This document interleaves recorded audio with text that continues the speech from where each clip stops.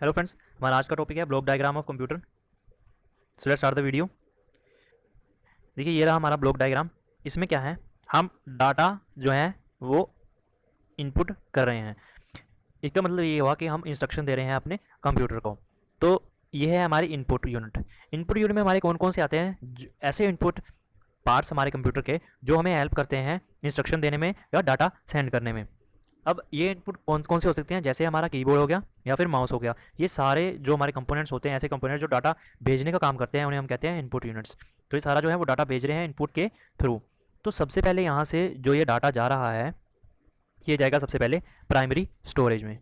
यहाँ पर primary storage के बाद ये जाता है इस यूनिट में, जिसे हम कहते हैं हमारा सीपीयू। अब सीपीयू पे ये सारा काम करेगा, हमारा डाटा जो भी हमने भेज रही है, हमारे इंस्ट्रक्शन जो है काम करेंगी। फिर इसके बाद यहाँ से जब हमारा काम पूरा हो गया तो हम इसे अपनी स्टोरेज डिवाइस में भेज देंगे, सेकेंडरी स्टोरेज डिवाइस जो भी हमारी है वहाँ पर। या फिर अगर हम अपना वर्किंग जो काम कर रहे हैं तो हम इसे यहीं जो है थोड़ी देर के लिए स्टोर करके रखेंगे।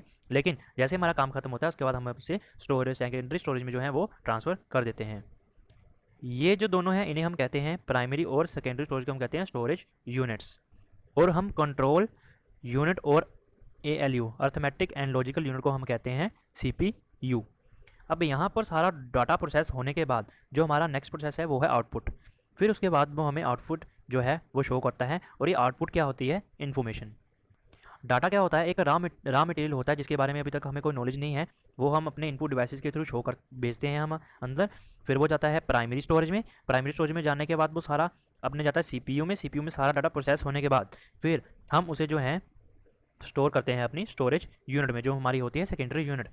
फिर ये इनपुट आउटपुट डाटा जो हमें है वो इन्फॉर्मेशन प्रोवाइड करने में हेल्प करता है। ये आउटपुट डाटा क्या है, जैसे हमारा हो गया प्रिंटर जिसे हम अपने प्रिंट्स निकालते हैं, या फिर हमारा मॉनिटर हो गया जिसपे हमें जो हमारी सारी इन्फॉर्मेशन है वो डिस्प्ले होती है।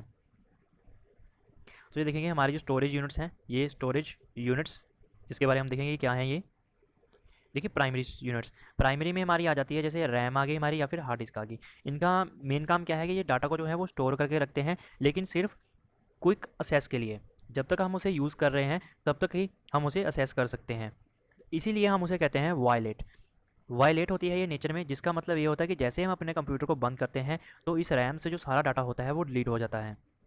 सेकेंडरी स्टोरेज हमारी क्या होती है, ये एक नॉन वायलेट डिवाइस होती है, क्योंकि इसमें जब तक हम डाटा डिलीट या ओवरराइट नहीं करते तब तक ये वहीं पर जो डाटा है वो रहता है, उसी लोकेशन पे रहता है जहाँ पर हमने इसे सेव करके रखा है।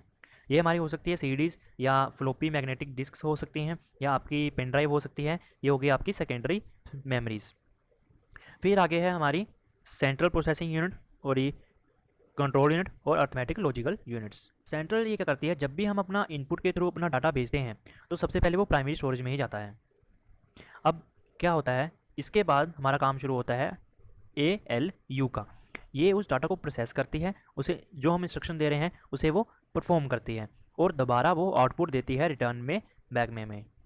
मतलब ये सारा डाटा प्रोसेस करना, इंस्ट्रक्शन जो हम दे रहे हैं उन्हें परफॉर्म करना, ये सारा काम हमारा ALU के थ्रू किया जाता है। और इस प्रोसेस के बाद वो सारा डाटा हमें आउटपुट के रूप में शो करता है। कंट्रोल यूनिट ये क्या करता है, ये सुपरवाइज करता है जो भी हमारी एक्टिविटीज़ जो है हम परफॉर्म कर रहे हैं अपने कंप्यूटर पर।